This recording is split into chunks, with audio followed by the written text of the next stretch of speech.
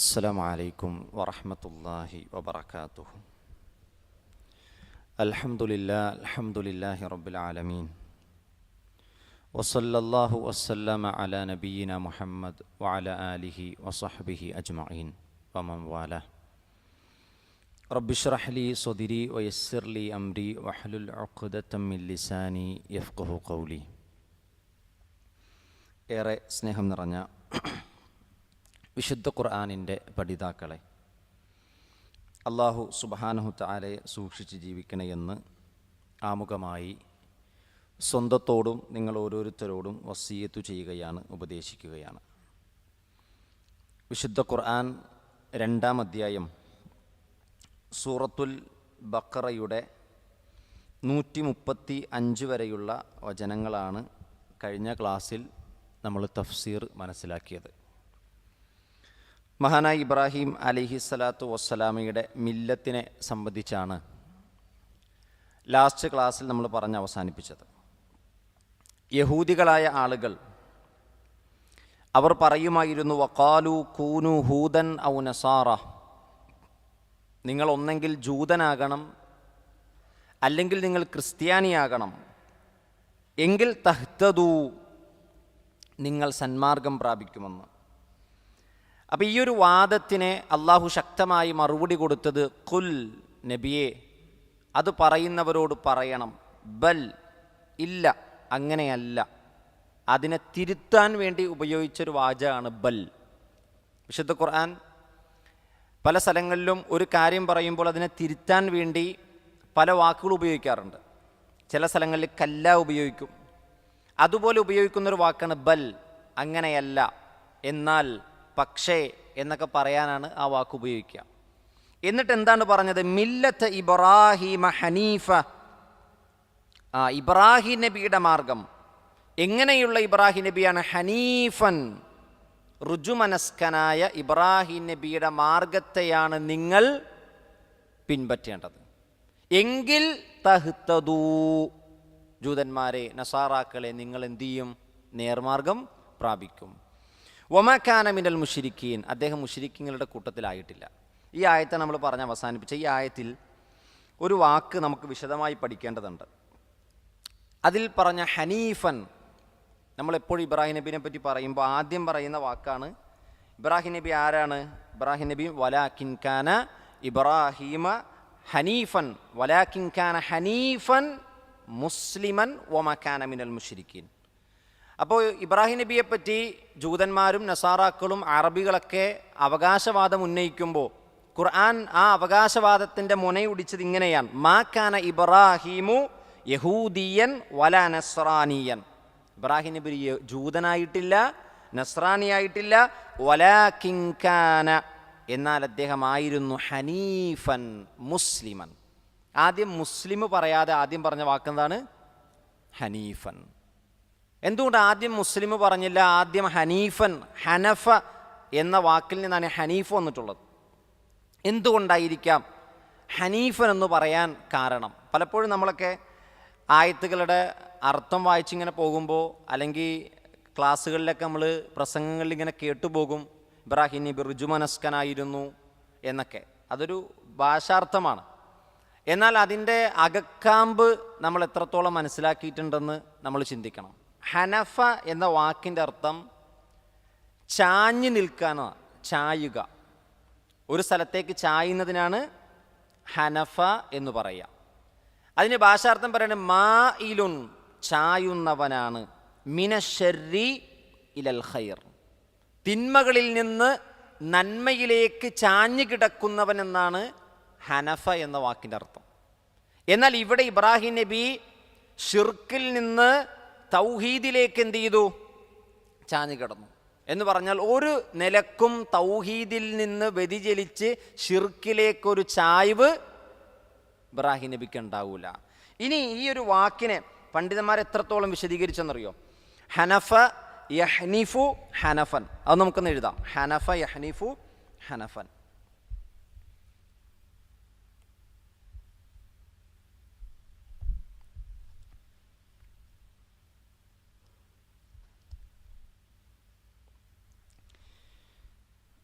തഫ്സീറുകളിൽ ഹനീഫൻ എന്ന വാക്കിന് വ്യത്യസ്തമായ വിശദീകരണങ്ങൾ കൊടുത്തു.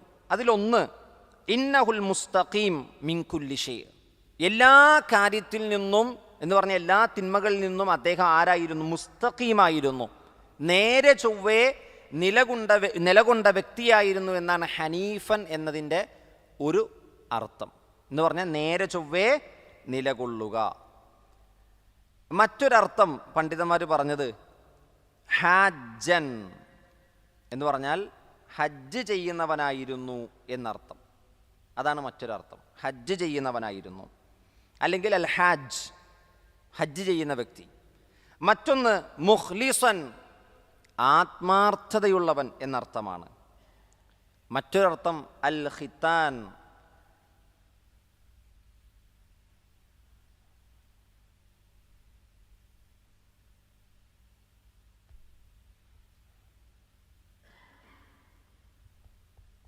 ഹനഫ,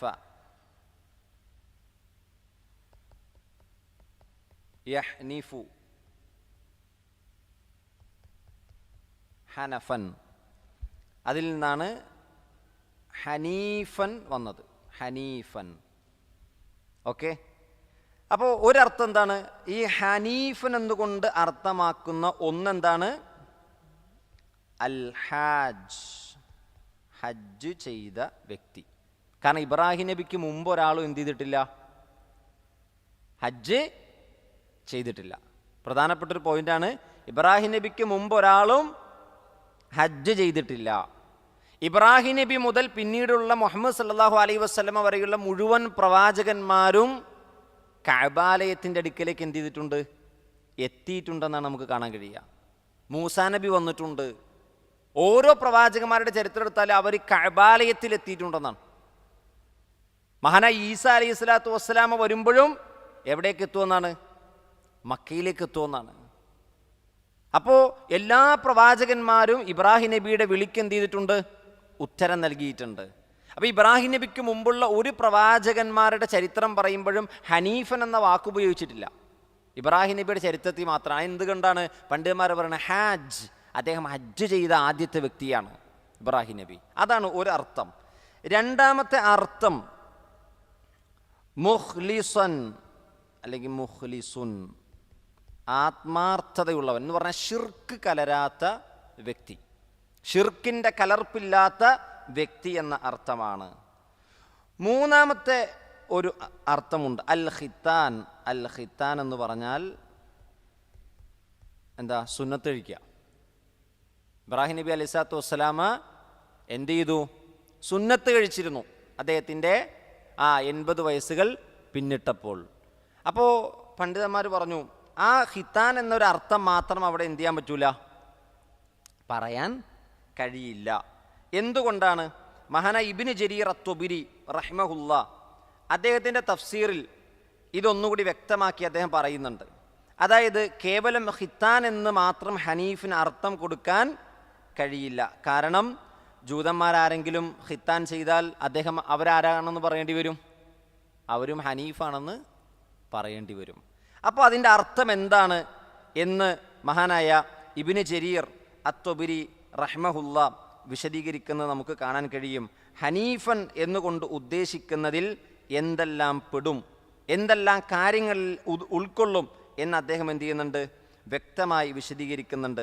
അന്ന് അദ്ദേഹം പറയുകയാണ്, ലൈസത്തിൽ ഖിത്താൻ വഹ്ദ, ഖിത്താൻ മാത്രമല്ല, വല ഹജ്ജൽ ബൈത വഹ്ദ, ഹജ്ജ് ചെയ്തു എന്നത് മാത്രമല്ല, വലാകിന്നഹു ഹുവ മാ വസഫ്ന, എന്നാൽ നാം വിശേഷണം നൽകുന്നു മിനൽ ഇസ്തിഖാമത്തി അലാ മില്ലത്തി ഇബ്രാഹിം, ഇബ്രാഹിം നബിയുടെ മാർഗത്തിൽ ഇസ്തിഖാമത്തോടുകൂടി നിലകൊള്ളുമ്പോഴാണ് ഹനീഫാവുക.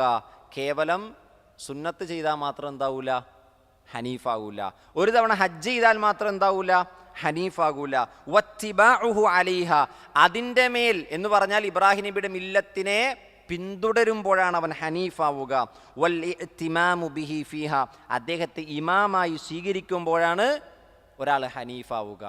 കാരണം ഖിത്താൻ എന്ന അർത്ഥം വെച്ച് ഒരാൾ ഖിത്താൻ ചെയ്തിട്ട് വരികയാണ്, എന്നിട്ട് പറയുകയാണ് ഞാൻ ഹനീഫായിട്ടുണ്ടെന്ന് പറഞ്ഞാൽ ഹനീഫാവുകയില്ല. ഇനി നോക്കൂ, മഹാനായ ഇമാം ഖുർത്തുബി റഹ്മത്തുള്ളാഹി അലൈഹിയും ഇബ്നുൽ ജൗസി റഹ്മത്തുള്ളാഹി അലൈഹി നൽകിയൊരു വിശദീകരണം, അല്ലദീ യുവഹിദു, എന്തൊക്കെയാണ് അതിൽ പെടുക? ഹനീഫ് എന്ന വാക്കിൽ എന്തൊക്കെ പെടും? നമ്മൾ വളരെ ഇമ്പോർട്ടൻ്റ് പോയിൻ്റായിട്ട് ശ്രദ്ധിക്കേണ്ടതാണ്. ഇമാം ഖുർത്തുബിയും ഇമാം ഇബ്നുൽ ജൗസിയും തൻ്റെ തഫ്സീറിൽ രേഖപ്പെടുത്തിയതാണ്. അല്ലദീ യുവഹിദു, അള്ളാഹുവിനെ ഏകനാക്കിയവനാണ് ഹനീഫ്.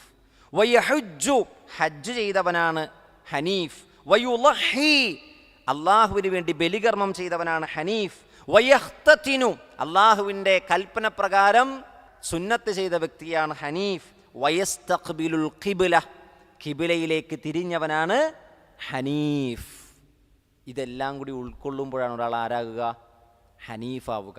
കാരണം ജൂതന്മാരും നസാറാക്കളും ഖിബ്ലയിലേക്ക് തിരിയാറില്ല, അവർ സുന്നത്ത് കർമ്മം ചെയ്യാറില്ല, അവർ ഉളുഹിയത്ത് കൊടുക്കാറില്ല, അവർ ഹജ്ജ് ചെയ്യാറില്ല, അവർ അള്ളാഹുവിനെ ഏകനാക്കാറില്ല. അതുകൊണ്ട് ഇതെല്ലാം ഉൾക്കൊള്ളുമ്പോഴാണ് ഒരാൾ ആരാവുക? ഹനീഫാവുക. അപ്പം നമുക്കൊന്ന് ഹനീഫാകണം. നമുക്ക് ഇബ്രാഹിം നബിയുടെ ആ സിഫത്ത് നമുക്ക് കിട്ടണമെങ്കിൽ നമ്മൾ അള്ളാഹുവിനെ ഏകനാക്കണം.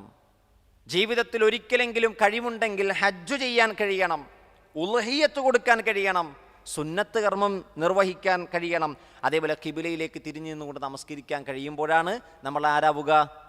വലാകിൻ കാന ഹനീഫൻ മുസ്ലിമൻ വമാ കാന മിനൽ മുശ്രിക്കീൻ. അപ്പം മഹാനായ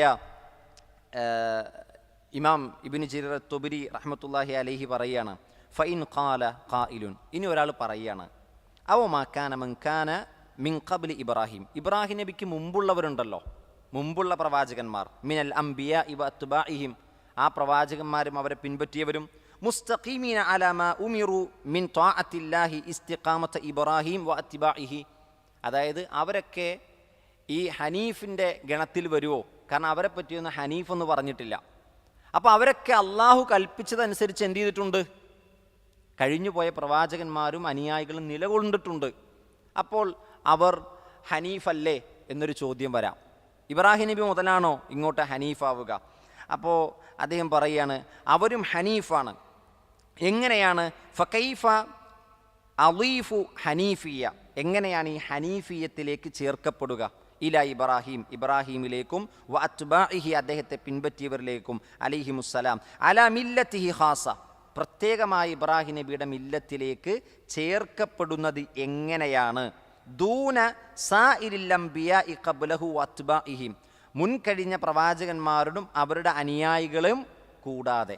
അപ്പോൾ മുൻകഴിഞ്ഞ പ്രവാചകന്മാരെയും അനുയായികളെയും ഒഴിച്ചു നിർത്തിയാൽ എങ്ങനെ ഇബ്രാഹിം നബിയിലേക്ക് ഹനീഫിയത്തിലേക്ക് ചേർക്കപ്പെടും? അദ്ദേഹം പറയുകയാണ്, ഇന്ന കുല്ല മൻ കാന ഖബ്ല ഇബ്രാഹിമ മിനൽ അംബിയാഇ കാന ഹനീഫൻ മുത്തബിഅൻ ത്വാഅത്തില്ലാ, അവരൊക്കെ ആരായിരുന്നു?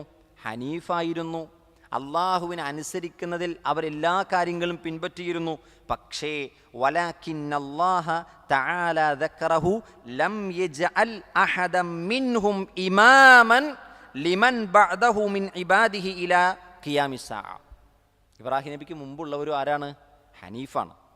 അവരൊക്കെ അള്ളാഹിൻ്റെ മാർഗം പിന്തുടർന്നവരാണ്. പക്ഷേ ഇബ്രാഹിം നബീനെ ഇമാമാക്കിയതുപോലെ മുൻകഴിഞ്ഞ ഒരു പ്രവാചകന്മാരെയും അള്ളാഹു ആരാക്കിയിട്ടില്ല? ഇമാമാക്കിയിട്ടില്ല. ഖിയാമത്ത് നാൾ വരെയുള്ള മുഴുവൻ മനുഷ്യർക്കും ഇബാദത്തുകളുടെ വിഷയത്തിൽ, തൗഹീദിൻ്റെ വിഷയത്തിൽ പിന്തുടരാൻ ഇമാമാക്കിയത് ആരെ മാത്രമാണ്? ഇബ്രാഹിം നബിയെ മാത്രമാണ്. അതുകൊണ്ടാണ് ഇബ്രാഹിം നബിയുടെ ഹനീഫിയത്തും ഇബ്രാഹിം നബിക്ക് മുമ്പുള്ളവരുടെ ഹനീഫിയത്തും തമ്മിലുള്ള വ്യത്യാസം. ഇത് നമ്മൾ മനസ്സിലാക്കിയിരിക്കണം. അല്ലെങ്കിൽ ഇബ്രാഹിം നബിക്ക് മുമ്പുള്ള പ്രവാചകന്മാരൊക്കെ ഇപ്പോൾ ഹനീഫ് അല്ലായിരുന്നോ? ഹനീഫ് തന്നെയാണ്.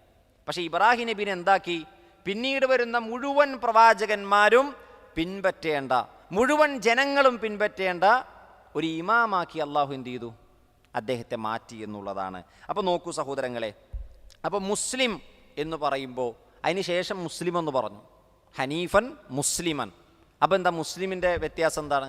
മുസ്ലിം എന്ന് പറഞ്ഞാൽ അൽ മുതദല്ലിലു ലി അംരില്ലാഹി തആല, അള്ളാഹിൻ്റെ കൽപ്പനയ്ക്ക് കീഴൊതുങ്ങുന്നവൻ, അൽ മുൻതഉ ലഹു, അള്ളാഹുവിനെ അനുസരിക്കുന്നവൻ എന്നാണ് മുസ്ലിമിൻ്റെ അർത്ഥം.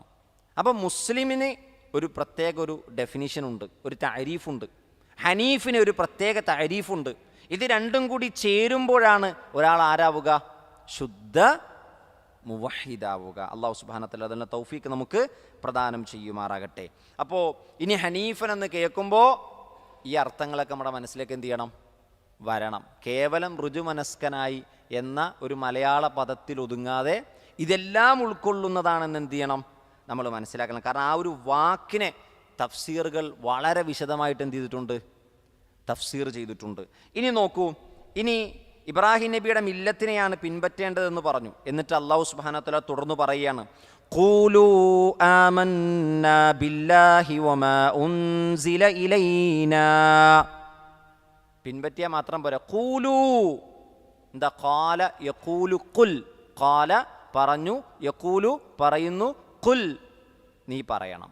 ഖൂലൂ നിങ്ങൾ പറയണം. ഖുൽ എന്നതിൻ്റെ ജംആണ് ഖൂലു. നിങ്ങൾ പറയണം. ആമന്നാ ഞങ്ങൾ വിശ്വസിച്ചു, ബില്ലാഹി അല്ലാഹുവിൽ, വമാ ഉൻസില ഇലൈന ഞങ്ങളിലേക്ക് അവതരിക്കപ്പെട്ടതിലും ഞങ്ങൾ എന്ത് ചെയ്തു? വിശ്വസിച്ചു. അൻസല യുൻസിലു ഇൻസാലൻ. അൻസല എന്ന് പറഞ്ഞാൽ എന്താ? ഇറക്കി. അതിൻ്റെ മജ്ഹൂലായ ഒരു ക്രിയയാണ് ഉൻസില, ഇറക്കപ്പെട്ടു. അപ്പം ഞങ്ങളിലേക്ക് ഇറക്കപ്പെട്ടതിലും ഞങ്ങൾ വിശ്വസിച്ചു. അള്ളാഹുവിലും അള്ളാഹു ഇറക്കി തന്ന വിശുദ്ധ ഖുർആനിൽ ഞങ്ങൾ എന്ത് ചെയ്തിരിക്കുന്നു? വിശ്വസിച്ചിരിക്കുന്നു. മാത്രമല്ല, വമാ ഉൻസില ഇലാ ഇബ്രാഹീം ഇബ്രാഹീമിലേക്ക് അവതരിക്കപ്പെട്ടതിലും, വഇസ്മാഈല ഇസ്മായിൽ നബി അലൈഹി സ്വലാത്തു വസ്സലാമിലേക്കും, വഇസ്ഹാഖ ഇസ്ഹാഖ് നബിയിലേക്കും, വയഅഖൂബ് യഅഖൂബ് അലൈഹി സ്വലാത്തു വസ്സലാമിലേക്കും, വല്ലസ്ബാത്ത് യഅഖൂബ് നബിയുടെ മക്കൾക്ക് അവതരിക്കപ്പെട്ടതിലേക്കും ഞങ്ങൾ വിശ്വസിച്ചിരിക്കുന്നു. വമാ ഊതിയ നൽകപ്പെട്ടത്. ആത്താ യു ആതി നൽകുക എന്നാണ്. ആത്ത എന്ന് പറഞ്ഞാൽ എന്താണ്? നൽകുന്നു. ഊത്തിയ നൽകപ്പെടുന്നു. ആ വാക്കുകളൊക്കെ നമ്മൾ മുമ്പ് എഴുതിപ്പോയതുകൊണ്ടാണ് ഞാൻ പറഞ്ഞു പോണത് കേട്ടോ. പുതിയ പഠിക്കാത്ത ഏതെങ്കിലും വാക്കുകൾ വന്നാൽ ഇൻഷാല്ലാഹ് ഞാൻ എഴുതും. ഇതൊക്കെ നമ്മൾ മുമ്പ് എന്ത് ചെയ്തിട്ടുണ്ട്? നമ്മൾ എഴുതിയിട്ടുണ്ട്. വമാ ഊത്തിയ നൽകപ്പെട്ടത്. മൂസ അലൈഹി സ്വലാത്തു വസ്സലാമക്ക് നൽകപ്പെട്ടതിലും ഞങ്ങൾ എന്ത് ചെയ്തു? വിശ്വസിച്ചു. ഈസാ നബി അലൈഹി സ്വലാത്തു വസ്സലാമക്ക് അവതരിക്കപ്പെട്ടതിലും ഞങ്ങൾ വിശ്വസിച്ചു.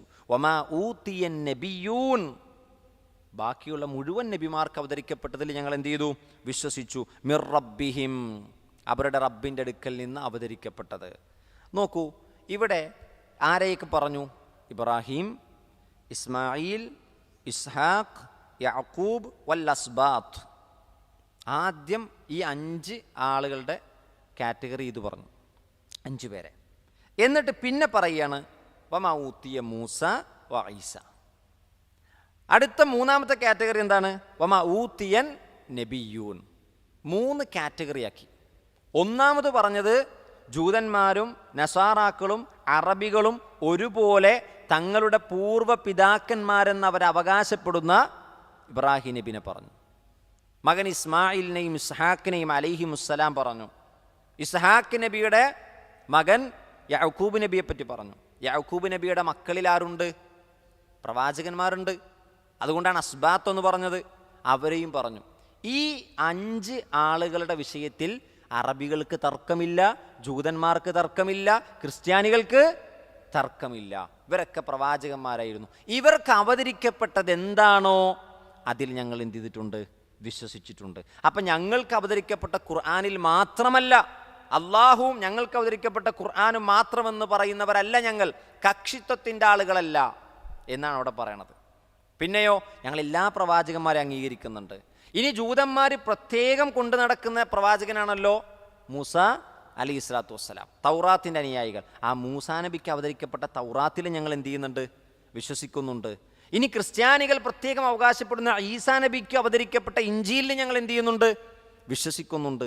ഇനി നോക്കൂ, മുഴുവൻ പ്രവാചകന്മാർക്കും അവരുടെ റബ്ബിൻ്റെ അടുക്കൽ നിന്ന് അവതരിക്കപ്പെട്ടത് എന്തുണ്ടോ അതൊക്കെ ഞങ്ങൾ എന്ത് ചെയ്തു? അള്ളാൻ്റെ അടുക്കൽ നിന്ന് അവതരിച്ചതാണെന്ന് ഞങ്ങൾ വിശ്വസിക്കുന്നുണ്ട്. ഇത് കക്ഷിത്വമില്ലാത്ത വിശ്വാസമാണ്. മുഴുവൻ പ്രവാചകന്മാരുടെയും ഏക വിശ്വാസം, അതിൽ ഞങ്ങൾ വിശ്വസിച്ചിരിക്കുന്നു. പ്രഖ്യാപനം. എന്നിട്ട് ആ ആയത്ത് അവസാനിപ്പിക്കുന്നത് എങ്ങനെയാണ്? ലാ നുഫർരിഖു ബൈന അഹദിൻ മിൻഹും. ലാ നുഫർരിഖു, ഫറഖ യുഫർരിഖു. എന്താണ് ഫറഖ എന്ന് പറഞ്ഞാൽ?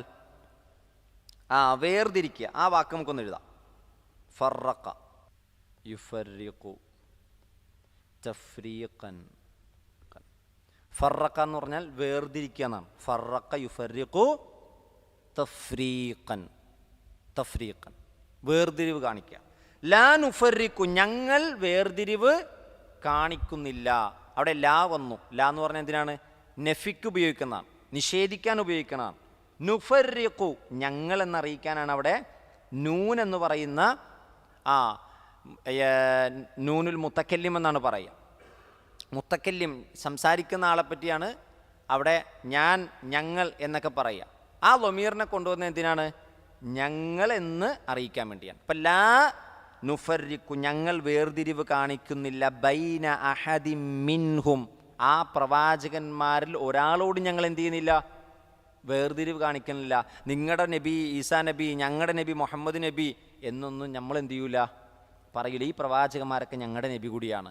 ഈ പ്രവാചകന്മാർക്ക് അവതരിക്കപ്പെട്ട വേദഗ്രന്ഥം അള്ളാഹുവിൽ നിന്നുള്ളതാണ് എന്ന് ഞങ്ങൾ വിശ്വസിക്കുന്നു. വനഹ്നു ലഹു മുസ്ലിമൂൻ ഞങ്ങൾ അള്ളാഹുവിന് എന്ത് ചെയ്യുന്നു? മുസ്ലിമീങ്ങളായിട്ട് കീഴൊതുങ്ങുന്നു. അപ്പോൾ ഇവിടെ നമ്മൾ മനസ്സിലാക്കേണ്ട ചില കാര്യങ്ങളുണ്ട്. ഒന്ന്, ഇബ്രാഹിം നബി അലൈഹി സ്വലാത്തു വസ്സലാം, ഇസ്മായിൽ നബി, ഇസ്ഹാഖ്, യാക്കൂബ് വൽ അസ്ബാത്ത്. ഇബ്രാഹിം നബി ജീവിച്ചിരിക്കുമ്പോൾ തന്നെ അള്ളാഹു സന്തോഷവാർത്ത അറിയിച്ചതാണ് ഇസ്ഹാഖും, ഇസ്ഹാഖിനെ തുടർന്ന് യാക്കൂബും. ഇപ്പോൾ ഇബ്രാഹിം നബി ജീവിച്ചിരിക്കുക ആരെ കണ്ടിട്ടുണ്ട്? യാക്കൂബ് നബിയെ കണ്ടിട്ടുണ്ട്. കാരണം അള്ളാഹു സുബ്ഹാനഹു വ തആല ഇബ്രാഹിം നബീനെ ഇസ്ഹാഖിനെ പറ്റി സന്തോഷവാർത്ത അറിയിച്ചപ്പോൾ പറയുന്നുണ്ട് ഇസ്ഹാഖും അതിന് പുറമെ ആരെയും കൊടുക്കും? ആ യാക്കൂബിനെയും താങ്കൾക്ക് നൽകുമെന്ന് പറയുന്നുണ്ട്. അതുകൊണ്ട് പണ്ഡിതന്മാർ പറയുന്നുണ്ട് ഇബ്രാഹിം നബി ജീവിച്ചിരിക്കെ തന്നെ എന്ത് ചെയ്തിട്ടുണ്ട്? യാക്കൂബ് നബിയെ കണ്ടിട്ടുണ്ടെന്നാണ്. പിന്നെ യാക്കൂബ് നബിയുടെ മക്കൾ അസ്ബാത്ത്. അവിടെ സിബുത്തിൻ്റെ ജംആണ് അസ്ബാത്ത്. നോക്കൂ, സിബുത്ത്, സിബുത്തുൻ ജംഅ, അതിൻ്റെ ബഹുവചനമാണ് അസ്ബാത്ത്. അസ്ബാത്ത്.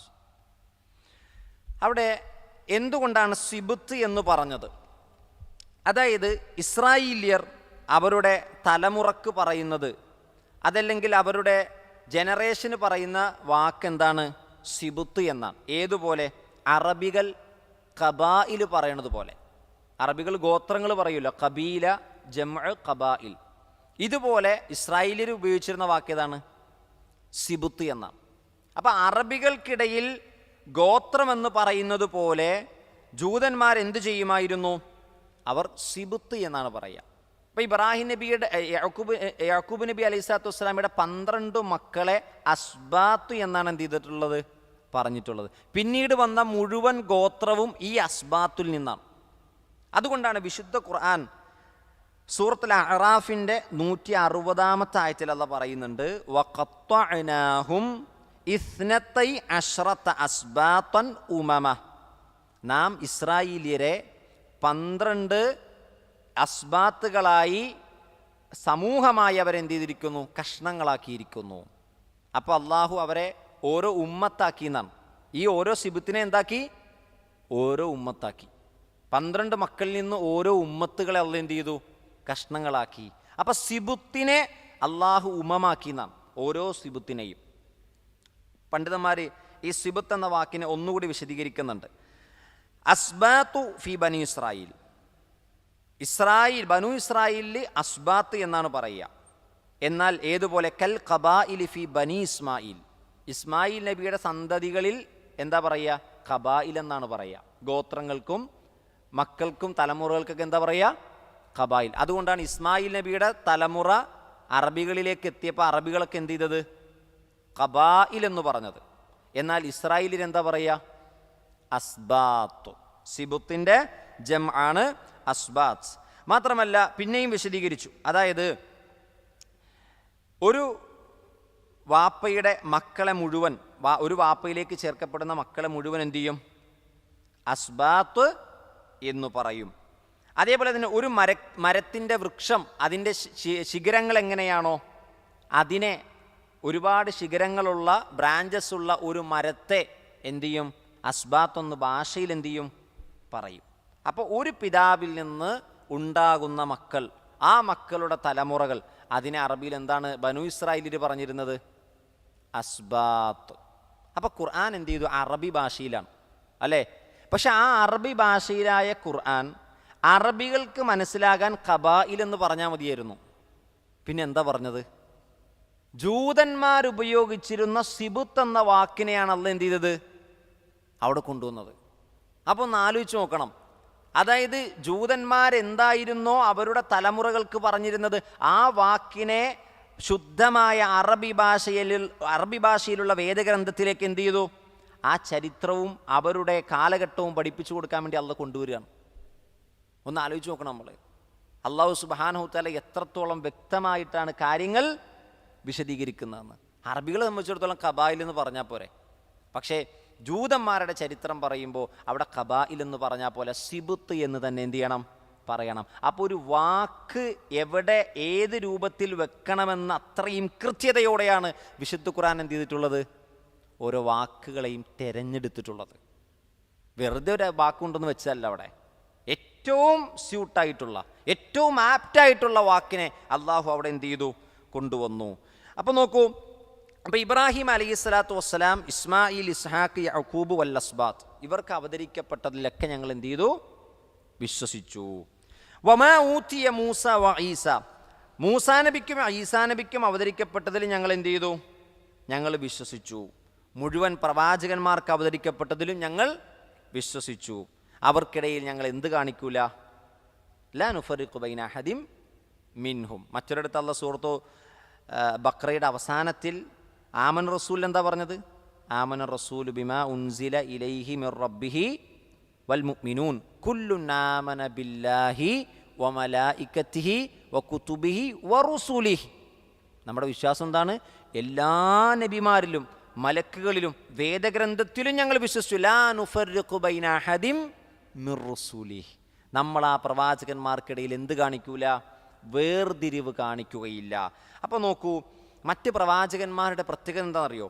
മഹാനായ റസൂൽ കരീം സല്ലല്ലാഹു അലൈഹി വസല്ലമയിൽ നിന്ന് സ്വഹീഹുൽ ബുഖാരിയിൽ രേഖപ്പെടുത്തിയ ഒരു ഹദീസ് നമുക്ക് ഇങ്ങനെ കാണാം. അൻ അബീ ഹുറൈറത റളിയല്ലാഹു അൻഹു ഖാല നബിയ്യു സല്ലല്ലാഹു അലൈഹി വസല്ലം. അബൂ ഹുറൈറയാണ് ഹദീസ് റിപ്പോർട്ട് ചെയ്യുന്നത്. നബി സല്ലല്ലാഹു അലൈഹി വസല്ലം പറഞ്ഞു, അന ഔലൻ നാസി ബിഈസ ഇബ്നു മറിയം. ഞാനാണ് ഈസ ഇബ്നു മറിയമിനോട് ഏറ്റവും കടപ്പെട്ടവൻ, ഏറ്റവും അടുത്ത് നിൽക്കുന്നവൻ ഞാനാണ്. കാരണം എന്താ? ഈസാ നബിയുടെ അവകാശം പറഞ്ഞ് ക്രിസ്ത്യാനികൾ വരും, നമ്മളോട് തർക്കിക്കാൻ വരും.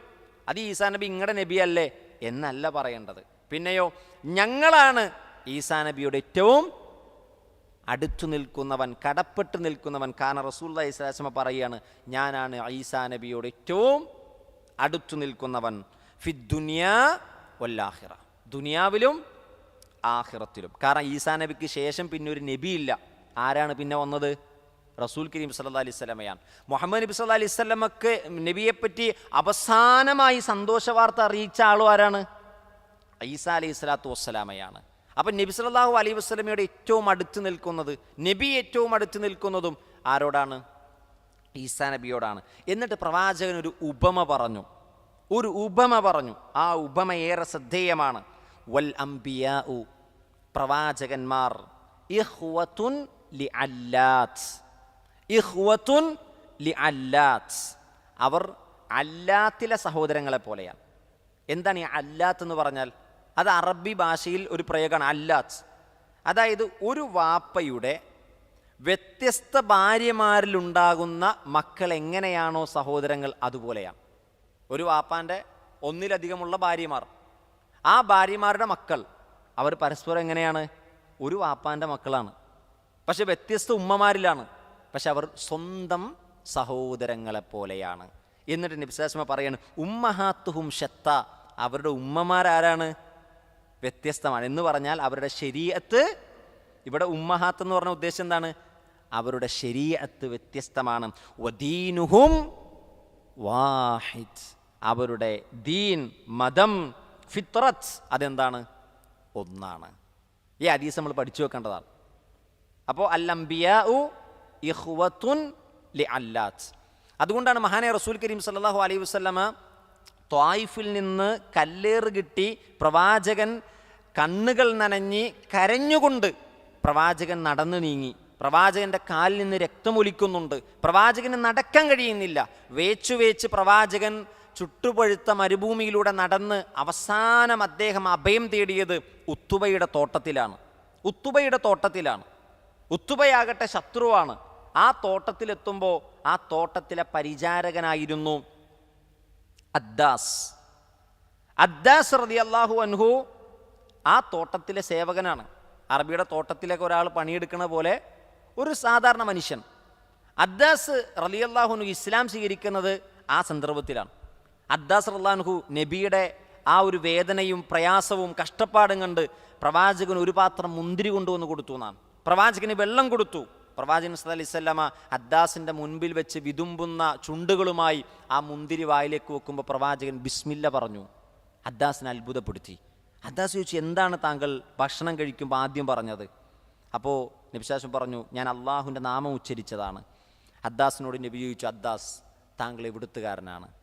അപ്പോൾ പറഞ്ഞു, ഞാൻ നീനവക്കാരനാണ്. ഇറാഖിലെ ഒരു സ്ഥലമാണേത്, നീനവ. ഞാൻ നീനവക്കാരനാണ്. അപ്പോൾ റസൂലുള്ളാഹി സ്വല്ലല്ലാഹു അലൈഹി വസല്ലം തിരിച്ചു ചോദിച്ചു, യൂനുസ് ഇബ്നു മത്തായിയുടെ നാട്ടുകാരനാണല്ലേ? അപ്പോൾ അദ്ദാസ് ഞെട്ടി. കാരണം എന്താണ്? ഇറാഖിലെ നീനവയിൽ വർഷങ്ങൾക്ക് മുമ്പ് വന്ന ഒരു പ്രവാചകനെ പറ്റി ഇങ്ങ് അറേബ്യയിലെ ത്വായിഫിലൊരു മനുഷ്യൻ പറയുകയാണ്. കാരണം എന്താ? നൂറ്റാണ്ടുകൾക്ക് മുമ്പ് വന്ന മനുഷ്യനാണ് യൂനുസ് അലൈഹിസ്സലാത്തു വസ്സലാം. ആ യൂനുസ് നബിയെ പറ്റി ഒരു വാർത്തയും ഇവിടെ എത്തിയിട്ടില്ല, ആ നാട്ടിലെത്തിയിട്ടില്ല. അത് അദ്ദാസിനറിയാം. അദ്ദാസ് ചോദിക്കരുത്, താങ്കൾക്ക് എങ്ങനെ മനസ്സിലായി യൂനുസ് ഇബ്നു മത്തായിയെ? അപ്പം നബി വിശ്വാസം പറഞ്ഞു, അദ്ദേഹം എൻ്റെ സഹോദരനാണ്. നബി എന്താ പറഞ്ഞത്? അദ്ദേഹം എൻ്റെ സഹോദരനാണ്. എന്തുകൊണ്ട്? പ്രവാചകന്മാരെല്ലാവരും പരസ്പരം ഇഖ്വത്തുൻ ലിഅല്ലാത്ത്, വ്യത്യസ്ത ഉമ്മമാരിലെ മക്കൾ എങ്ങനെയാണോ സഹോദരങ്ങളാകുന്നത് അതുപോലെ സഹോദരങ്ങളാണ്. അദ്ദാസ് റളിയല്ലാഹു അൻഹു അവിടെ വെച്ച് ഇസ്ലാം സ്വീകരിക്കുകയാണ്. കാരണം ഇന്നത്തെ പോലെ സോഷ്യൽ മീഡിയ ഇല്ല. ഇന്നത്തെ പോലെ പെട്ടെന്നൊന്ന് ടൈപ്പ് ചെയ്ത് ഗൂഗിളിൻ്റെ സെർച്ച് എഞ്ചിനിലൊന്ന് നോക്കാൻ അദ്ദാസ് ആരാണ്, അതേപോലെ തന്നെ യൂനുസ് ഇബ്നു മത്തായി ആരാണ് എന്ന് നോക്കാനുള്ളൊരു സംവിധാനമില്ല. അദ്ദാസിനറിയാം ഈ കാലഘട്ടത്തിൽ യൂനുസിനെ പറ്റി ചർച്ചയെ ചെയ്യപ്പെട്ടിട്ടില്ല. അങ്ങനെ ഞങ്ങളുടെ നാട്ടിലൊരു പ്രവാചകനെ പറ്റി ഇവിടുത്തെ ഒരു മനുഷ്യൻ പറയുന്നു എന്ന് പറഞ്ഞപ്പോൾ അദ്ദേഹത്തിന് അത്ഭുതം തോന്നി. അദ്ദേഹം ഇസ്ലാം സ്വീകരിച്ചു. അദ്ദാസ് റളിയല്ലാഹുവിൻ്റെ ഇസ്ലാം സ്വീകരണം ഇന്നും ത്വായിഫിൽ എന്തുണ്ട്? അദ്ദാസ് റളിയല്ലാഹു അൻഹുവിൻ്റെ പേരിലൊരു പള്ളിയുണ്ട്. ഒരു കുഞ്ഞു പള്ളി ഇന്ന് പൈതൃകമായി സൗദി ഗവൺമെൻറ് എന്ത് ചെയ്യുന്നുണ്ട്? സൂക്ഷിക്കുന്നുണ്ട്. കാരണം നബി സല്ലല്ലാഹു അലൈഹി വസല്ലം അവിടുത്തെ തോട്ടത്തിൽ വെച്ചാണ് എന്ത് ചെയ്തത്? അഭയം തേടിയത്. ആ തോട്ടവും അതിൻ്റെ സ്മാരകമായൊരു പള്ളിയൊക്കെ അവിടെ എന്ത് ചെയ്തിട്ടുണ്ട്? പണിതിട്ടുണ്ട്. ആ ചരിത്രം സന്ദർഭോചിതമായി പറഞ്ഞതാണ്. നബി സല്ലല്ലാഹു അലൈഹി വസല്ലം യൂനുസ് നബിയെ പറ്റി പറഞ്ഞപ്പോൾ ഉപയോഗിച്ച വാക്കെന്താണ്?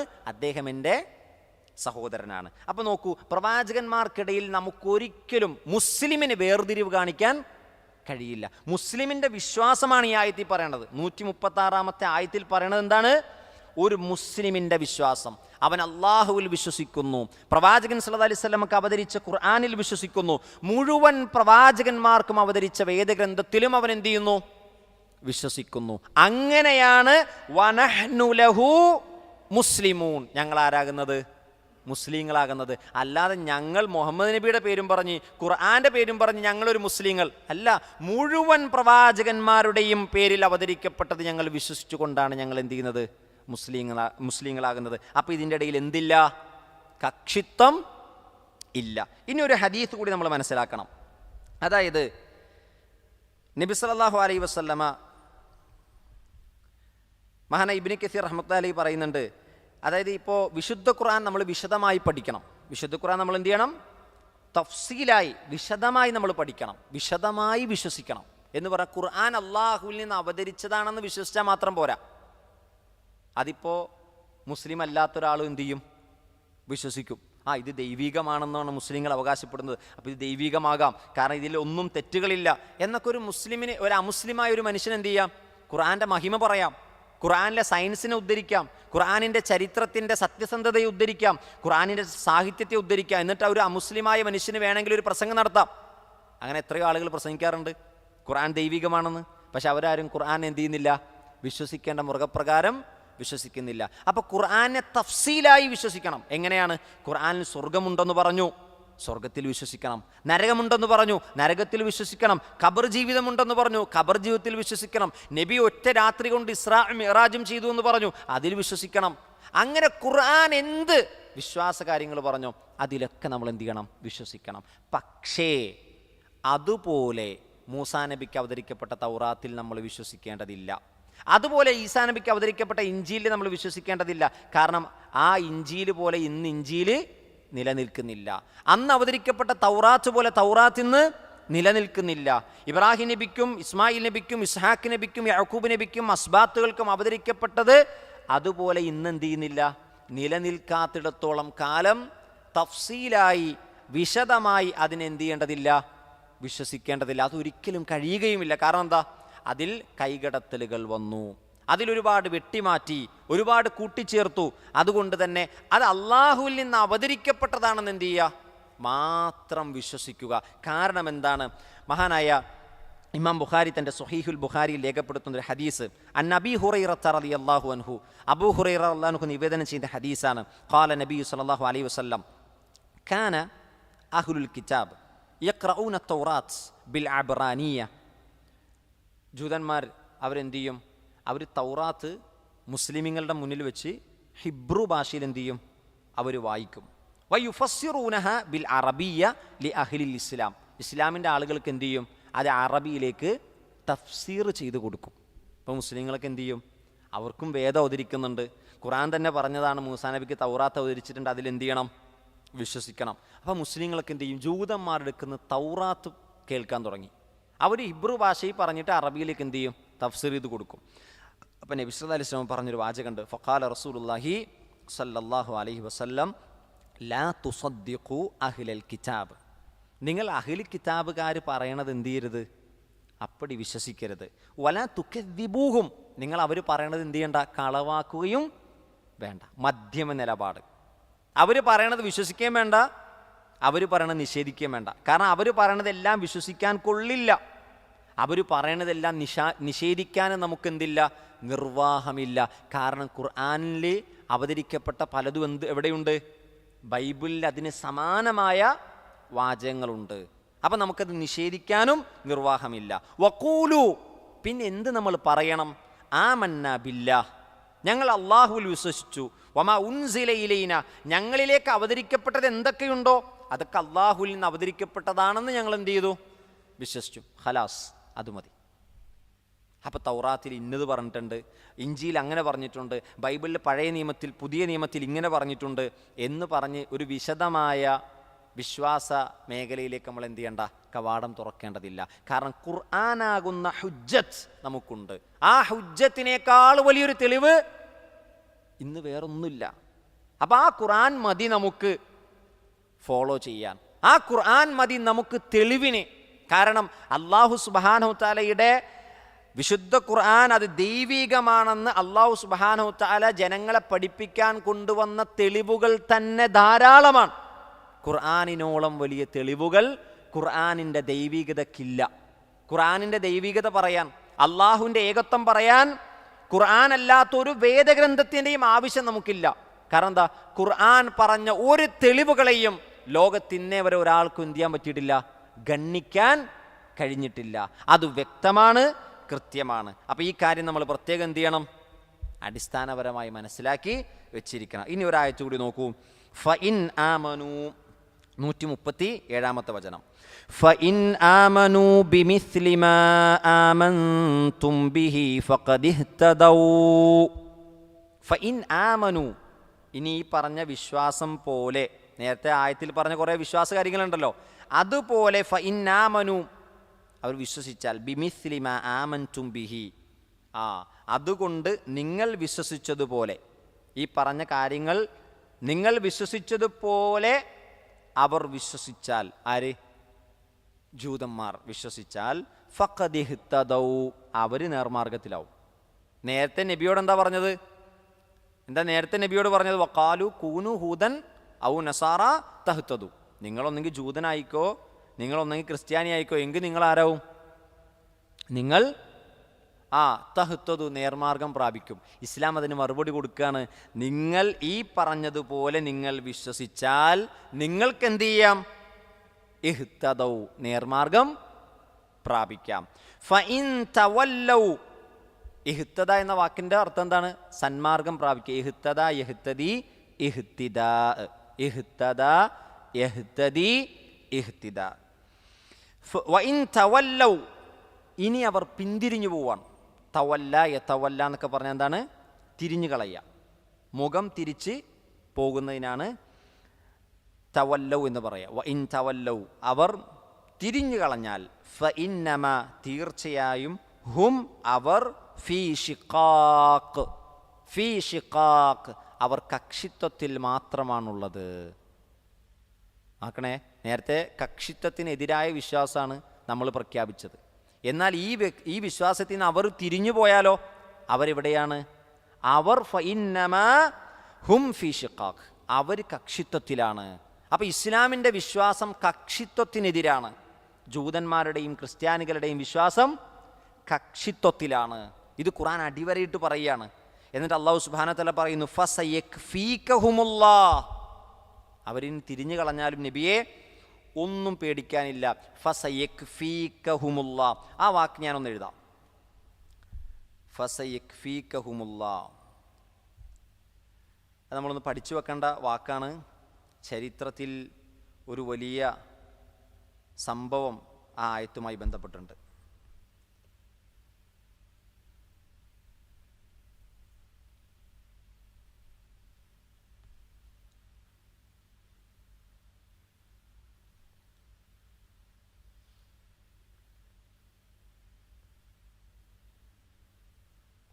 ഫസയക്ഫീകഹുമുല്ലാഹ് ഫസയക്ഫീകഹുമുല്ലാഹ്. ഫ ഒരു ഹർഫാണ്, സ സീൻ ഒരു ഹർഫാണ്, യക്ഫീ ഒരു വെർബാണ്, ക ഒരു പ്രൊനൗണാണ്, ഒരു ലൊമീറാണ്, ഹും അതും ഒരു ലൊമീറാണ്. ഇതെല്ലാം കൂടി ചേർത്തിട്ടാണ് ഫസയക്ഫീകഹും എന്ന് വന്നത്. അതായത് അവരുടെ മേൽ നിനക്ക് മതിയാകുന്നതാണ് അല്ലാഹു. അല്ലാഹു ഇനി അവർ തിരിഞ്ഞു കളഞ്ഞാൽ അല്ലാഹു അവരുടെ വിഷയത്തിൽ നബിയെ താങ്കൾക്ക് എന്താണ്? മതിയായവനാണ്. താങ്കൾ ഒന്നുകൊണ്ടും പേടിക്കാൻ ഇല്ല. അല്ലാഹുവിൻ്റെ റസൂലിനായിരിക്കും എന്തു കിട്ടുക? സഹായം കിട്ടുക എന്ന ജാമ്യം നൽകലാണേത്? ഈ വാക്ക്. അതായത് ഇസ്ലാമിനായിരിക്കും വിജയം, ഇസ്ലാമിനായിരിക്കും നസ്ർ ലഭിക്കുക എന്ന ഒരു ജാമ്യമാണേത്? അള്ളാഹുവിൻ്റെ ഈ വാക്ക് ഫസയക്ഫീകഹുമുല്ലാഹ് എന്ന വാക്ക്. ഉസ്മാൻ ബിൻ അഫ്ഫാൻ റളിയല്ലാഹു അൻഹുവിൻ്റെ കയ്യിലിരുന്ന മുസ്ഹഫ് അത് പിന്നീട് അദ്ദേഹത്തിൻ്റെ കാലശേഷം എന്തു ചെയ്യാണ്? മഹാനായ നാഫി ഇബ്നു അബി നുഐം എന്ന താബിഈ പണ്ഡിതൻ്റെ അടുക്കിലേക്ക് കൊണ്ടുവരികയാണ്. അർസല ഇലയ്യ ബഅ്ദുൽ ഖുലഫാ മുസ്ഹഫ് ഉസ്മാൻ ബിൻ അഫ്ഫാൻ ലിയുസ്ലിഹഹു. ഉസ്മാൻ ബിൻ അഫ്ഫാൻ റളിയല്ലാഹു അൻഹുവിൻ്റെ കയ്യിലുണ്ടായിരുന്ന മുസ്ഹഫ് അത് ചില ഖുലഫാഇങ്ങൾ, ചില ഭരണാധികാരികൾ, ഖലീഫമാർ എൻ്റെ അടുക്കലേക്ക് അയച്ചു തന്നു. എന്തിനു വേണ്ടി? ലിയുസ്ലിഹഹു അതൊന്ന് നന്നാക്കാൻ. അത് കേടുപറ്റിയിട്ടുണ്ടായിരുന്നു. ഉസ്മാൻ ബിൻ അഫ്ഫാൻ റളിയല്ലാഹു അൻഹുവിൻ്റെ കയ്യിലായിരുന്നു, അദ്ദേഹത്തിൻ്റെ ഖിലാഫത്തിൻ്റെ കാലഘട്ടത്തിലായിരുന്നു വ്യത്യസ്ത രാജ്യങ്ങളിലേക്ക് എന്ത് ചെയ്തിരുന്നത്? മുസ്ഹഫിൻ്റെ കോപ്പികൾ അയച്ചു കൊടുത്തത്. അബൂബക്കർ സിദ്ദീഖ് റളിയല്ലാഹുവിൻ്റെ കാലഘട്ടത്തിൽ ഖുർആൻ്റെ ക്രോഡീകരണം നടന്നു. ഉമർ ഇബ്നു ഖത്താബ് റളിയല്ലാഹുവിൻ്റെ കാലഘട്ടത്തിൽ അത് 2 ചട്ടക്കുള്ളിലാക്കി പല സ്ഥലത്തേക്കും അയച്ചു കൊടുത്തു. ഉസ്മാൻ റളിയല്ലാഹുവിൻ്റെ കാലഘട്ടത്തിലാണ് അത് വിപുലമായി എന്ത് ചെയ്യണത്? ഓരോ രാജ്യങ്ങളിലും മുസ്ഹഫുകൾ എന്ത് ചെയ്യുന്നത്? എത്തിക്കുന്നത്. അതിൽ ആദ്യത്തെ മുസ്ഹഫിൻ്റെ കൈകൊണ്ടെഴുതിയ ആ ഒരു മുസ്ഹഫ്, ആദ്യത്തെ എഴുത്ത്, ഫസ്റ്റത്തെ പതിപ്പ്, അത് ഉസ്മാൻ ഇബ്നു അഫ്ഫാൻ റളിയല്ലാഹുവിൻ്റെ കയ്യിലായിരുന്നു. ഉസ്മാൻ റളിയല്ലാഹു അൻഹുവിൻ്റെ കയ്യിലുണ്ടായിരുന്ന ആ മുസ്ഹഫിൽ ഈ ആയത്തിൻ്റെ മീതെ രക്തം പുരണ്ടിട്ടുണ്ടായിരുന്നു എന്നാണ്. ശ്രദ്ധിക്കണേ, ഈ ആയത്തിൻ്റെ മീതെ എന്തുണ്ടായിരുന്നു? രക്തമുണ്ടായിരുന്നു. പണ്ഡിതന്മാർ പറയുന്നുണ്ട്, ഉസ്മാൻ ബിൻ അഫ്ഫാൻ റളിയല്ലാഹു അൻഹു വീട്ടിൽ വിശുദ്ധ ഖുർആൻ പാരായണം ചെയ്തുകൊണ്ടിരിക്കുകയാണ്. ശത്രുക്കൾ വീട് തല്ലി തകർത്ത് അകത്ത് കയറി ഉസ്മാൻ ബിൻ അഫ്ഫാനെ വെട്ടിക്കൊലപ്പെടുത്തുന്നത് റളിയല്ലാഹു അൻഹു. ആ സന്ദർഭത്തിൽ അദ്ദേഹത്തിന്റെ രക്തം തെറിച്ചത് ഫസയക്ഫീകഹുമുല്ലാ എന്ന വാചകത്തിലേക്കായിരുന്നു. വിശുദ്ധ ഖുർആൻ അത് നന്നാക്കിയെടുക്കാൻ വേണ്ടി നാഫി ഇബ്നു അബീ നുഐമിന്റെ അടുക്കൽ കൊണ്ടുവരുമ്പോൾ അദ്ദേഹം ആ ആയത്ത് മറിച്ചു നോക്കുമ്പോൾ ഉസ്മാൻ ബിൻ അഫ്ഫാനിന്റെ രക്തം ഈ ആയത്തിൽ പുരണ്ടിട്ടുണ്ടായിരുന്നുവെന്നാണ്. ആലോചിക്കണം നമ്മൾ. അദ്ദേഹം ഈ സൂറത്ത്, ഈ ആയത്തുകൾ ഓതിക്കൊണ്ടിരിക്കെയാണ് അദ്ദേഹം ആരായത്? ഷഹീദായി കൊല്ലപ്പെടുന്നത്.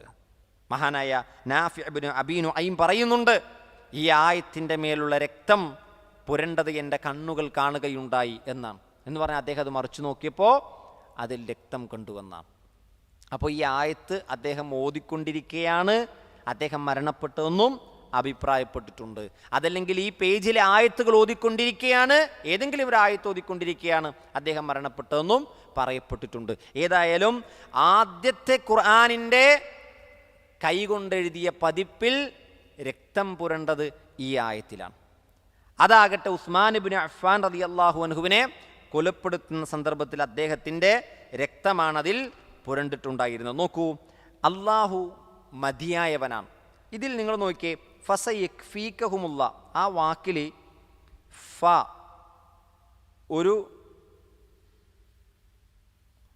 ഒരു ഹർഫാണ്. ഫ. സീൻ അതൊരു ഹർഫാണ്. യക്ഫി ഇതൊരു വെർബാണ്. ഖ ഇതൊരു ഹർഫാണ്. ഹും ഇതൊരു ഹർഫാണ്. എത്രയുണ്ട്? 1 2 3 4 5.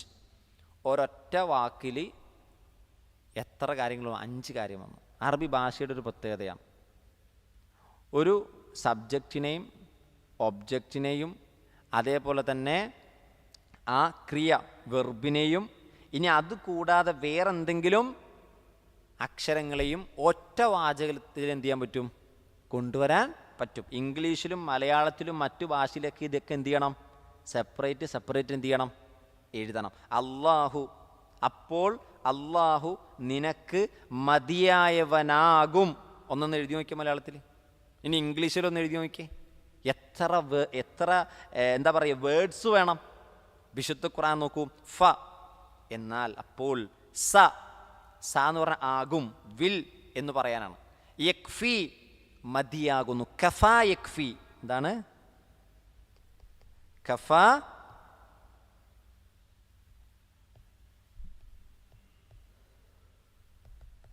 യക്ഫി. കഫ എന്ന് വെച്ചാൽ മതിയാവുക. നമ്മൾ ഹസ്ബി അല്ലാഹ്, എന്താ ഹസ്ബി അല്ലാഹുടെ അർത്ഥം? എനിക്ക് അല്ലാഹു മതി. അതിന് സിമിലറായ ഒരു അർത്ഥമാണ് യക്ഫി. എനിക്ക് അല്ലാഹു മതി, ആ മതി, ഇനഫ് എന്നൊക്കെ പറയൂലേ, അതിനാണ് യക്ഫി, എനിക്ക് മതി.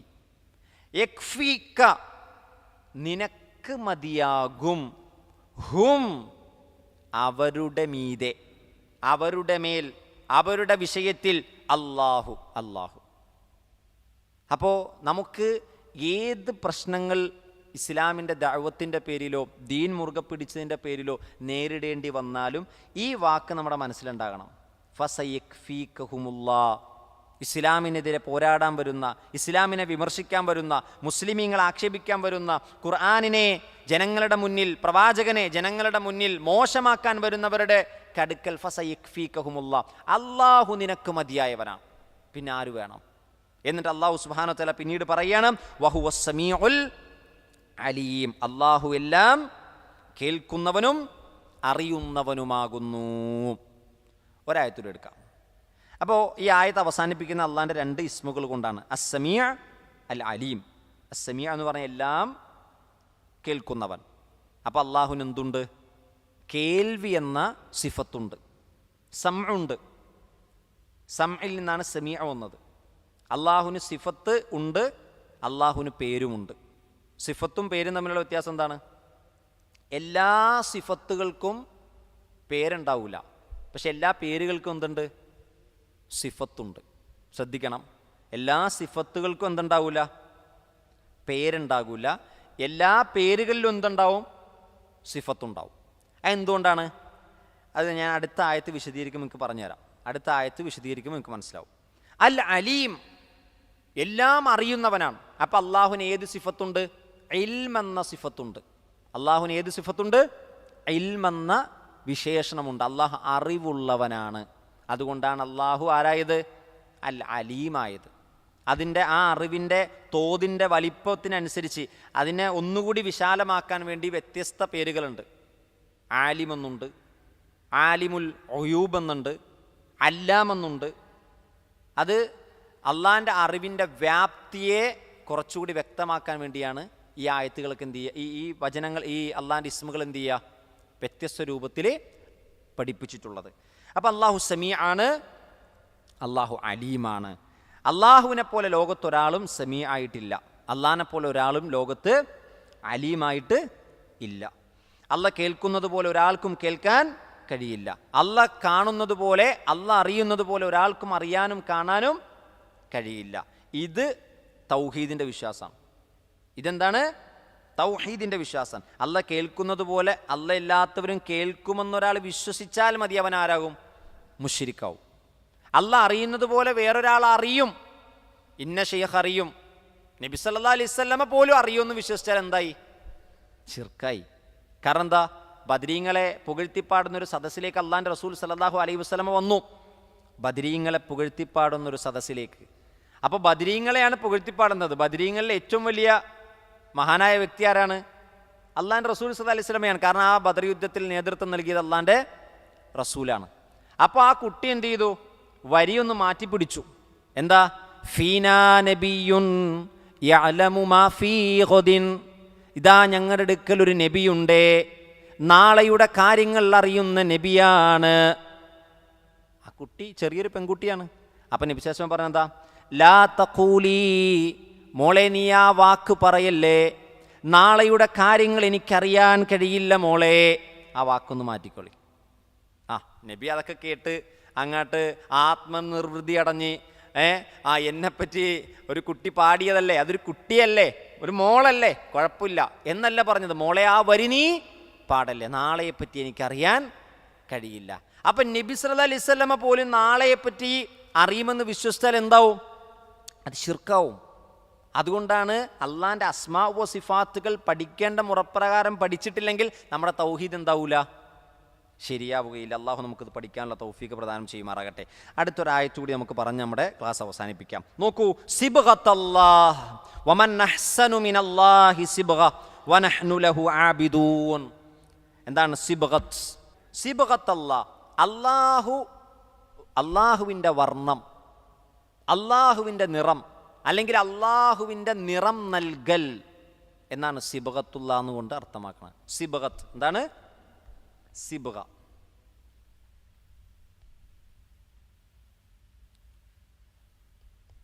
സിബ്ഗത്തുൻ വർണ്ണം എന്നാണ് അർത്ഥം. വർണ്ണം, നിറം എന്നൊക്കെയാണ്. അള്ളാഹുവിൻ്റെ വർണ്ണം. ഈ ജൂതന്മാരുമായിട്ടുള്ള ഈ തർക്കങ്ങളും അതിനുള്ള മറുപടിയൊക്കെ പറഞ്ഞതിൻ്റെ കൂട്ടത്തിൽ അള്ളാഹു എന്തിനാണ് അള്ളാഹുവിൻ്റെ വർണ്ണം എന്ന് പറഞ്ഞത്, അള്ളാഹുവിൻ്റെ നിറമെന്ന് പറഞ്ഞത്? അള്ളാഹുവിൻ്റെ നിറം നൽകൽ. വമൻ അഹ്സനു, ആരുണ്ട്? അഹ്സനു, ഏറ്റവും നന്നായി, മിനല്ലാഹ്, അള്ളാഹുവിനേക്കാൾ, സിബ്ഗ, നിറം നൽകാൻ. അള്ളാഹുവിനേക്കാൾ ഏറ്റവും നന്നായി നിറം നൽകാൻ വേറെ ആരുണ്ട്? അപ്പം ഏറ്റവും നന്നായി നിറം നൽകുന്നവൻ ആരാണ്? അള്ളാഹുവാണ്. അതിൻ്റെ ഒരു കേവലം ബാഹ്യമായ അർത്ഥം ഞാൻ പറയാം. ഈ ലോകത്തുള്ള എല്ലാ വസ്തുക്കൾക്കും ആരാണ് നിറം നൽകിയത്? അള്ളാഹുവാണ്. അള്ളാഹു നിറം നൽകിയതുപോലെ ഒരാൾക്കും ലോകത്ത് എന്ത് ചെയ്യാൻ പറ്റൂല? നിറം നൽകാൻ കഴിയൂല. കാരണം അള്ളാഹുവിൻ്റെ വർണ്ണം അത്രയും ഭംഗിയുള്ളതാണ്. അള്ളാഹു ഈ സൃഷ്ടി ലോകത്ത് വെച്ചിരിക്കുന്ന നിറങ്ങൾ മുഴുവൻ വിഭിന്നമാണ്. മനുഷ്യനെ സൃഷ്ടിച്ചതുപോലും ഒന്നാലോചിച്ച് നോക്ക്. ആദം നബി അലൈഹിസ്സലാത്തു വസ്സലാമയെ സൃഷ്ടിക്കാൻ വേണ്ടി അള്ളാഹു ഈ ഭൂമിയിലെ എല്ലാ സ്ഥലത്തുള്ള മണ്ണെടുത്തു എന്നാണ്. ഈ ഭൂമിയിലെ എല്ലാ സ്ഥലത്തു നിന്നുമുള്ള മണ്ണ് എന്ത് ചെയ്തു?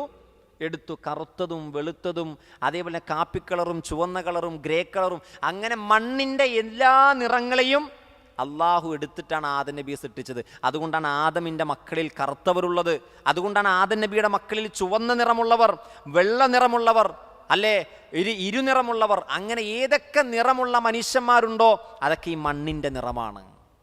അത് വിഭാഗീയതക്കും വർഗീയതക്കും അതേപോലെ തന്നെ വംശീയതക്കും വർണ്ണവെറിക്കും വേണ്ടിയുള്ളതല്ല. മറിച്ച് അത് ഈ ഭൂമിയുടെ ഈ മണ്ണിൻ്റെ നിറമാണ് എന്നറിയിക്കുകയാണ്. ആദം നബി അള്ളാഹ് സൃഷ്ടിച്ചത് അങ്ങനെയാണ്. ഇത് അതിൻ്റെ ഒരു ബാഹ്യമായ അർത്ഥം പറയാൻ വേണ്ടി മാത്രം ഒരു ഉദാഹരണം പറഞ്ഞതാണ്. അപ്പോൾ അള്ളാഹു ജീവജാലങ്ങൾ, പക്ഷികളെടുത്തു നോക്കൂ. എത്ര ഒരു പക്ഷിയിൽ നിങ്ങൾ ഒരു ഇന്ന് ഏറ്റവും അറിയപ്പെടുന്ന പാരറ്റുകളുണ്ട്, നല്ല കാണാൻ ഭംഗിയുള്ള തത്തകൾ, വിവിധ നിറമുള്ള. അതിൻ്റെ നിറം നമ്മൾ എണ്ണിയാൽ എത്രയോ നിറമുണ്ടെന്നറിയോ ഒരു തത്തയിൽ. എന്നാലോചിച്ച് നോക്കണം, കേവലം നമ്മൾ കാണുന്ന ഒരു പച്ച തത്തയല്ല ഈ പറഞ്ഞത്.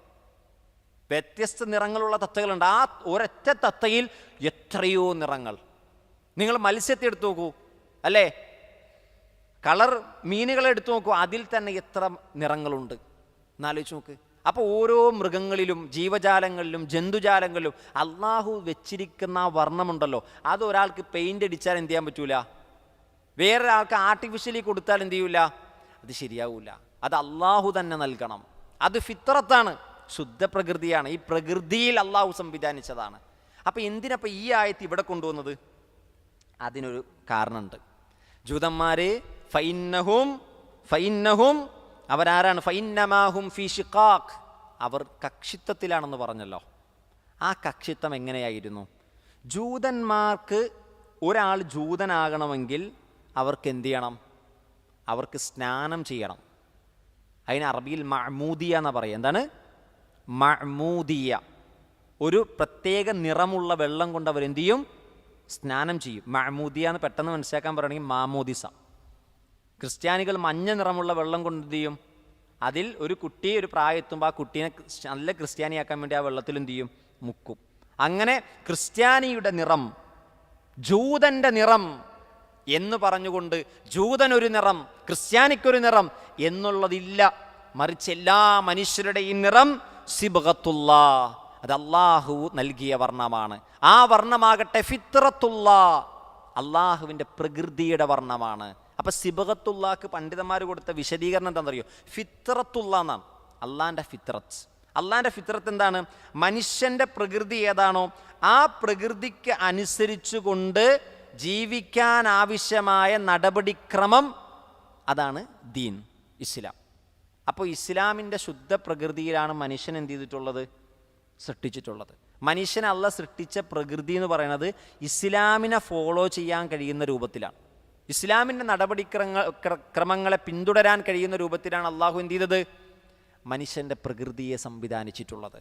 അത് നിറമാകട്ടെ, അവൻ്റെ ശരീരത്തിൻ്റെ ഘടനയാകട്ടെ, അവൻ്റെ മനസ്സിൻ്റെ ചിന്തകളാകട്ടെ, എന്തുവാകട്ടെ, അതിനെ അള്ളാഹു സംവിധാനിച്ചത് ഇസ്ലാമിനെ ഫോളോ ചെയ്യാവുന്ന രൂപത്തിലാണ്. പക്ഷെ പിന്നീട് എന്ത് ചെയ്തു? അവരുടെ മാതാപിതാക്കൾ യുഹവ്വിദാനിഹി, അവൻ എന്ത് ചെയ്തു? ജൂതൻ്റെ കളറ്, പ്രത്യേക ഒരു കളർ നൽകി അവന് ജൂതനാക്കി. വയുനസ്സിറാനിഹി, എന്ത് ചെയ്തു? അവന് പ്രത്യേക നിറം നൽകി, വെള്ളത്തിൽ മുക്കി അവനെ ക്രിസ്ത്യാനിയാക്കി. വയുമജ്ജിസാനിഹി, അള്ളാഹു എല്ലാ കുട്ടികളെയും ജനിപ്പിച്ചത് എങ്ങനെയാണ്? കുല്ലു മൗലൂദിൻ യൂലദു അലൽ ഫിത്ര, എല്ലാ കുട്ടികളെയും അള്ളാഹു ജനിപ്പിച്ചത് മുസ്ലിമായി കൊണ്ടാണ്, ഫിത്രത്തിലാണ്. ഫഅബവാഹു, അവൻ്റെ മാതാപിതാക്കൾ പിന്നീട് എന്ത് ചെയ്തു? യഹവ്വിദാനിഹി വയുനസ്സിറാനിഹി വയുമജ്ജിസാനിഹി, അവനെ മജൂസിയാക്കി, നസ്രാനിയാക്കി, യഹൂദിയാക്കി മാറ്റി.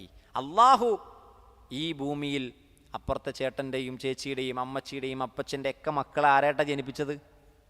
മുസ്ലിമായിട്ടാണ് ജനിപ്പിച്ചിട്ടുള്ളത്. അപ്പോൾ ഇവിടെ സിബ്ഗത്തുള്ള എന്നുള്ളതിൻ്റെ ശരിക്കർത്ഥം എന്താണ്? ദീനുള്ള, അള്ളാഹുവിൻ്റെ മതം. ഫിത്രത്തുള്ള എന്നാണ് അതിൻ്റെ ഏറ്റവും ശരിയായ അർത്ഥം. എന്നാൽ അതിൻ്റെ ഭാഷാപരമായ ബാഹ്യമായ അർത്ഥം എന്താണ്? അള്ളാഹുവിൻ്റെ നിറം, അള്ളാഹു നിറം നൽകുന്നു എന്നൊക്കെയാണ് എൻ്റെ അർത്ഥം. പക്ഷേ അതിൻ്റെ ശരിക്കും അതിൻ്റെ അകക്കാമ്പ് എന്താണ്? ദീനുള്ള, ഫിത്രത്തുള്ള എന്നൊക്കെയാണ്. അതാണ് പണ്ഡിതന്മാരെല്ലാവരും വിശദീകരിച്ചിട്ടുള്ളത്. അപ്പോൾ നോക്കൂ, നമ്മൾ അള്ളാഹുവിൻ്റെ ഫിത്രത്തിലാണ്, അള്ളാഹുവിൻ്റെ സിബ്ഗത്തിലാണ്. ആ സിബ്ഗത്തും ഫിത്രത്തും എന്താണ്? ദീനുൽ ഇസ്ലാമാണ്. അവനേക്കാൾ, അള്ളാഹുവിനേക്കാൾ ഏറ്റവും നല്ല വർണ്ണം നൽകാൻ വേറെ ആരുണ്ട്? അള്ളാഹുവിനേക്കാൾ ഏറ്റവും നല്ല ഫിത്രത്ത് നൽകാൻ വേറെ ആരുണ്ട്? വനഹ്നു ലഹു ആബിദൂൻ, ഞങ്ങൾ അവൻ എന്ത് ചെയ്യുന്നു? ആബിദുകളായി മാറുന്നു, ഇബാദത്ത് ചെയ്യുന്നു. അള്ളാഹുവിന് ഇബാദത്ത് ചെയ്യുന്നവരായിട്ട് ഞങ്ങൾ എന്ത് ചെയ്യുന്നു? മാറുന്നു. അപ്പോൾ വർണ്ണം നൽകിയവന്, ഫിത്രത്ത് നൽകിയവനെയാണ് നമ്മൾ എന്ത് ചെയ്യേണ്ടത്? ആരാധിക്കേണ്ടത്. അപ്പോൾ ആരെയാണ് ആരാധിക്കേണ്ടതെന്ന് ചോദിച്ചാൽ, നിനക്ക് നിറം നൽകിയവനെ നീ ആരാധിക്കണം, നിന്നെ സൃഷ്ടിച്ചവനെ നീ ആരാധിക്കണം എന്ന മറുപടിയാണ് ഈ ആയത്ത്. അല്ലേ? നമ്മളെപ്പോഴും പറയാറുണ്ട് നിന്നെ സൃഷ്ടിച്ചവനെ നീ ആരാധിക്കണം. കുറച്ചുകൂടി ഒന്നുകൂടി അകത്ത് കയറി പറയാം, നിന്നെ സൃഷ്ടിച്ചിട്ട് നിനക്ക് ഈ നിറം നൽകിയവനുണ്ടല്ലോ അവനെ നീ ആരാധിക്കണം. അത് ഏകദൈവാരാധനയാണ്. ആ ഏകദൈവാരാധനയിലേക്ക് എത്തിയാൽ കറുത്തവനെന്നില്ല, വെളുത്തവനെന്നില്ല, നീഗ്രോ എന്നില്ല, അറബി എന്നില്ല, അനറബി എന്നില്ല എന്ന പ്രഖ്യാപനം ഇസ്ലാം മുന്നോട്ട് വെച്ചപ്പോഴാണ് വർഗീയതയും വർണ്ണവെറിയും വംശീയതയും ഗോത്രത്തിൻ്റെയും അതേപോലെ തന്നെ വിഭാഗീയതയുടെയും പേരിൽ തമ്മിത്തെല്ലിയിരുന്ന അറബികളെ പ്രവാചകൻ പരസ്പരം സ്നേഹിപ്പിച്ചത്. ബിലാൽ ഇബ്നു റബാഹ്, അതേപോലെ സൽമാനുൽ ഫാരിസി, അവരുടെ ചരിത്രം നമുക്കറിയാം. സൽമാനുൽ ഫാരിസി വെളുത്ത് ചുവന്ന മനുഷ്യനാണ്, ഏറ്റവും വലിയ ഗോത്രത്തിൽ പിറന്ന മനുഷ്യനാണ്. അതേപോലെ ബിലാൽ ഇബ്നു റബാഹ് ഒട്ടകത്തിൻ്റെ ചാണകം ചവിട്ടി കറുത്ത നീഗ്രോ എന്നറിയപ്പെട്ട് അറബികൾ അടിമയെന്ന് വിളിച്ച, സ്വപ്നം കാണാൻ പോലും സ്വാതന്ത്ര്യം കൊടുക്കാതിരുന്ന ആ ബിലാൽ ഇബ്നു റബാഹിനെ കഅബാലയത്തിൻ്റെ മുകളിൽ കയറ്റി നിർത്തി ബാങ്ക് വിളിപ്പിച്ച ഇസ്ലാം വംശീയതക്കെതിരാണ്, വർണ്ണവെറിക്ക് എതിരാണ്. അതേപോലെ തന്നെ എല്ലാവിധ വിഭാഗീയതകൾക്കും ഇസ്ലാം എതിരാണ്. ബിലാൽ ഇബ്നു റബാഹിനെ മഹാനായ അബൂദറുൽ ഗഫാരി വിളിച്ചൊരു വിളിയുണ്ട്, കറുത്തവളുടെ മകനെ എന്ന് വിളിച്ചു. അങ്ങോട്ടും ഇങ്ങോട്ടൊക്കെ സംസാരിച്ചപ്പോൾ മഹാനായ അബൂദറുൽ ഗഫാരി ഉന്നത ഗോത്രത്തിൽപ്പെട്ട മനുഷ്യനാണ് അബൂദർ. അദ്ദേഹം പറഞ്ഞത് കറുത്തവളുടെ മോനെ എന്ന് വിളിച്ചു. മഹാനായ ബിലാൽ ഇബ്നു റബാഹിന് അങ്ങനെ സഹിക്കാൻ കഴിഞ്ഞില്ല. നമ്മൾ തമാശക്ക് പറയുന്ന വാക്കായിരിക്കും, പക്ഷേ മറ്റൊരാളുടെ മനസ്സിൽ അത് വേദന ഉണ്ടാക്കും എന്നുള്ളതാണ്. ബിലാൽ റളിയല്ലാഹു അൻഹു നബിയുടെ അടുക്കലേക്ക് ഓടിയെന്നാണ്. ഓടിയിട്ട് പ്രവാചകനോട് എന്നിട്ട് പരാതി പറഞ്ഞു. റസൂലുള്ളാഹി ശേഷമ പറഞ്ഞത് അബൂദറിൻ്റെ ഗോത്രവും അബൂദർ ഇസ്ലാമിന് ചെയ്ത സേവനവും ഒന്നും ചെറുതല്ല. ഒരു ഗോത്രത്തെ ഒന്നടങ്കമാണ് ഇസ്ലാമിലേക്ക് അബൂദറുൽ ഗഫാരി കൊണ്ടുവന്നത്, ഒന്നടങ്കം. ആ അബൂദറിനോട് യാതൊരു വൈമനസ്യവുമില്ലാതെ പ്രവാചകൻ ചോദിച്ചു, അബൂദറേ, നിന്റെ ജാഹിലിയത്തിലെ ആ ബാക്കി ഭാഗങ്ങൾ ഇപ്പോഴും ഉണ്ടോ എന്നാണ് ചോദിച്ചത് നബി. അബൂദറേ, നീ എന്താ ഇപ്പം അങ്ങനെ പറഞ്ഞത്?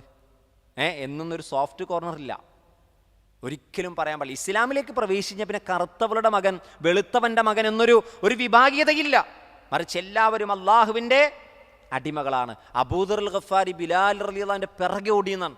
എന്നിട്ട് ബിലാലിനോട് പറയുന്നുണ്ട്, ബിലാൽ, നിന്റെ ആ കറുത്ത കാലെടുത്ത് എൻ്റെ വെളുത്ത മേനിയിൽ നീ ചവിട്ടണം.